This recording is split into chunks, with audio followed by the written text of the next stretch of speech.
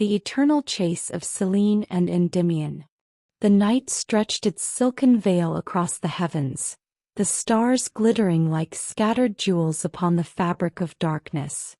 Selene, goddess of the moon, rode her silver chariot across the sky, her luminescent form casting a soft glow upon the earth below. But her gaze was not upon the vast heavens she ruled. It was fixed on a single figure in the land beneath her, a mortal bathed in moonlight, his face as peaceful as the still waters of a hidden lake. Endymion, the name was a song in her heart, a longing that the night itself could not contain. She had watched him for countless nights, his strong hands tending his flock, his voice humming melodies only the wind and the stars had the privilege to hear. He was more beautiful than any mortal she had ever seen. His dark curls kissed by the sun, his body sculpted like a statue carved by the gods themselves. Yet he was more than beauty. There was something in him, something that pulled at her very essence. A purity, a quiet joy in his solitude, a soul untethered from the cruelty of ambition. He did not seek glory nor riches nor power. He simply existed, untouched by the weight of mortal greed. And Selene, an eternal goddess who had never known the pull of love, now found herself unable to turn away. As she guided her chariot over Mount Latmus, the silver reins slackened in her hands. Tonight she could not resist the call. Tonight she would descend. The wind carried, her feet touching the earth as softly as a falling petal. The scent of wild flowers and damp grass filled the air as she approached him, her pale hair flowing in waves, her robes shimmering like woven moonlight. Endymion lay beneath an ancient oak, his arm resting beneath his head, his breath slow and steady.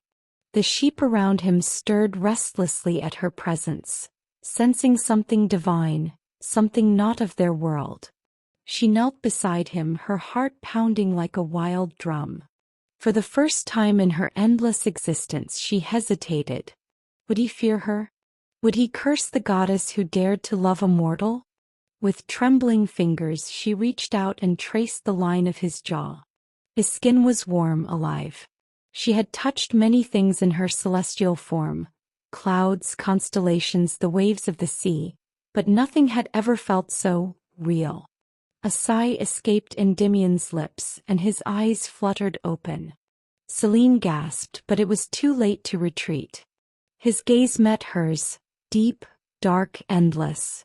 For a moment, silence stretched between them, thick as twilight mist, then he spoke. "Who are you?" His voice was deep, smooth as the rolling hills. Selene hesitated. Mortals were not meant to see her like this, to look upon the face of the moon herself. And yet she could not lie. "I am Selene." His brows furrowed. He sat up, the golden moonlight painting his skin in a celestial glow. "Selene," he repeated, the name tasting foreign on his tongue. Then realization flickered in his eyes. The goddess. A slow smile spread across his lips. "Then I must be dreaming." She could not help but smile in return. "Perhaps you are." Endymion reached out, his fingertips brushing against the hem of her robe. A mortal could not touch a goddess without consequence, but she did not pull away. Instead she leaned into the warmth of his presence, the unfamiliar thrill of it stirring something deep within her. "You watch over us, don't you?" he murmured. "The moon, I have always felt its light was kind." Selene's breath hitched. "And why is that?" He looked away as if embarrassed. "Because when I am alone, when the night stretches long and my thoughts grow weary, it is always there. A gentle light in the dark." He met her gaze once more, and this time his voice was softer. "I never thought I would look upon the goddess who carries it." Selene could have stayed there forever, drowning in the warmth of his presence, the simple purity of his words. But she was not mortal. And she had broken a sacred rule. A goddess could love a mortal, but she could never stay. "I must go," she whispered, stepping back. Endymion's smile faltered.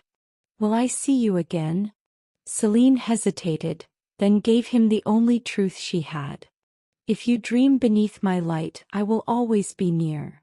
With a final longing glance, she turned and rose into the sky, vanishing into the night. But her heart remained on the earth below. Night after night, Selene returned, unable to resist the pull of his presence. And each time Endymion waited for her, his face lighting up with a joy that filled her with something dangerously close to hope. But hope was a fragile thing in the hands of gods. The fates spoke of doom, of love that could not be, of a mortal's fleeting existence. Selene knew the truth. Endymion would age, would wither, would one day leave her behind. He could not bear it. Desperate, she turned to the heavens, her voice rising in prayer. Zeus, king of Olympus, hear me. The clouds rumbled and a great voice echoed through the sky. What do you seek, moonborn? Selene fell to her knees. Grant him immortality. Let him remain as he is, unspoiled by time, untouched by death. Zeus was silent for a long moment, then spoke with the weight of eternity. Your love is true, but the ways of the gods are cruel, Selene. If he is to be eternal, he must sleep forever. He will not age, but he will not wake. He will be yours, but he will never know it. Selene's breath caught. No. But the judgment had been cast. When she returned to Mount Latmus, she found Endymion as he had been, his face serene, his body unchanged. But he did not wake. He did not stir. His breath remained steady, his heart still beat, but his eyes never opened. Selene fell beside him, grief tearing through her like a storm. She had won him, yet lost him.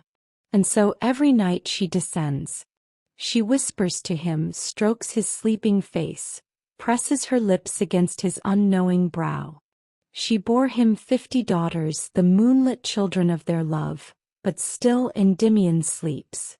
And when the moon is full and bright, glowing with ethereal sorrow, it is Selene, weeping for the love she can never truly have. Hers is a love that lingers beyond time, an eternal chase, an endless dream, a goddess who loves and a mortal who sleeps forever.